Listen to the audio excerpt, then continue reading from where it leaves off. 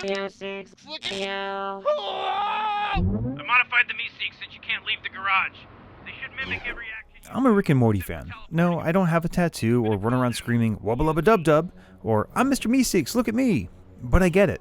The combination of Justin Roiland's stream of consciousness, nihilistic rambling, coupled with Dan Harmon's deep love of humanity masked by a cynical and misanthropic facade, helped to create a uniquely unsettling and hilarious show that pushes boundaries even for me. So I was really excited when Brian asked me to do the official review of Rick and Morty Virtual Rick-ality for Without Parole. Developed in partnership with Alchemy Labs, the folks who made the excellent Job Simulator, I just knew this was going to be amazing. And ever since the PSVR port was announced, I've been on a media blackout. No trailers, no reviews of the PC version, nothing. I didn't want anything to spoil the fun for me. Well, it turns out that playing it kinda spoiled the fun for me.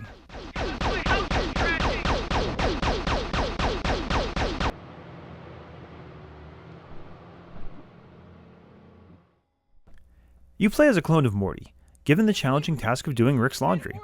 As with the show, life is cheap, and death is sudden, frequent, and meaningless.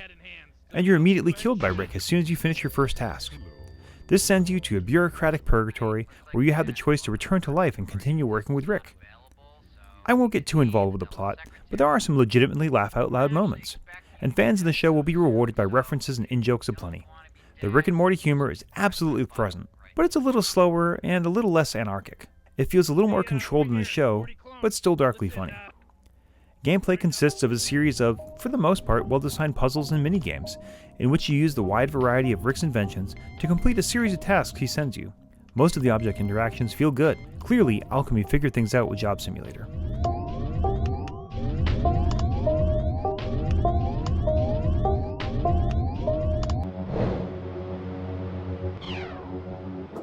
The problem comes with movement, or more appropriately, the lack of movement. You're able to teleport between 3 locations in the garage, but you have no ability to change your orientation once you teleport to the new location. There were so many times an item I needed fell out of reach, or even worse, put me in the situation where my body was blocking the camera's view of the move controllers. The developers tried to address this with a truly unique new mechanic, the U-Seeks. It's a small ball that you can throw anywhere in the environment to get a Me-Seeks that copies your movements exactly. This is a great mechanic, and has a lot of potential for some diabolically fiendish puzzles, but it's really only crucial to one problem that I've come across. The real issue is that if your hands are being blocked, then that means your U-Seeks hands are blocked as well. So it's really not creating a solution as much as it's duplicating the problem. To be honest though, with a little creativity and practice, you can work around the awkwardness, but it's always there, forcing you into unnatural positions and making things much more difficult than they should be. We can't have your matter intersecting with their matter in the same time and space.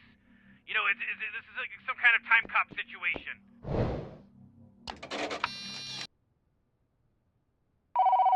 Alright, Clone Morty, step 1 of this very challenging part of the game.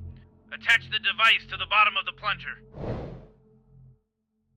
For the first 3/4 of the game, I was on board. By the end, I started to feel cheated, and just as bored of the whole experience as Rick and Morty were. If they deliver some real DLC soon, and fix the movement issues, I'd be able to heartily endorse this.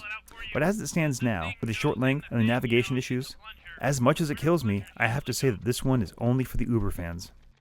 Rick and Morty Virtual Rick-ality showed us what they got, and it wasn't that great.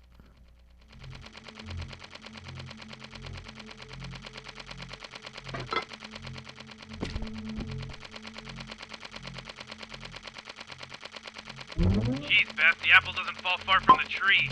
Yeah, Rick, thanks a lot for that, you know, for my mom's alcoholism. I can't wait to get it someday myself.